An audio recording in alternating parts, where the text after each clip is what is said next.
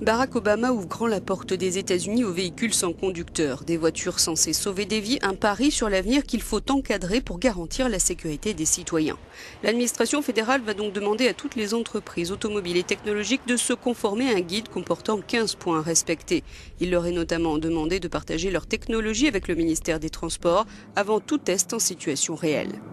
Les constructeurs devront par exemple expliquer comment leurs voitures sont programmées pour réagir en cas de dilemme sur la route. Et il y a des progrès à faire. Sur cette vidéo, une voiture sans conducteur de Google avait choisi de percuter un bus pour éviter des sacs de sable sur un chantier à Mountain View en février dernier.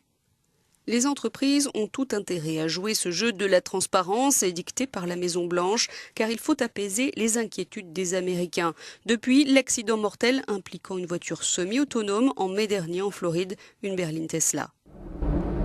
L'an dernier, 40 000 personnes sont mortes sur les routes des États-Unis. Aujourd'hui, l'administration Obama, comme les constructeurs, sont convaincus que les véhicules autonomes peuvent sauver des vies. Je pense qu'une des choses sur lesquelles nous sommes d'accord, c'est que cette nouvelle technologie représente l'opportunité de sauver des vies.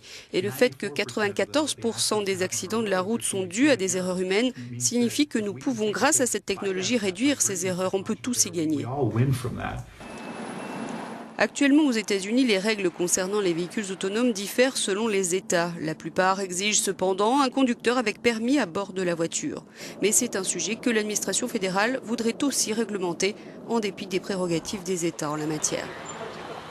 À Pittsburgh, Uber fait déjà des tests pour un service de location de voitures autonomes dans les rues de la ville, très ouverte à ce développement technologique. Cette expérience nous aidera à être à l'avant-garde d'un tout nouveau pan de l'économie en cours de développement.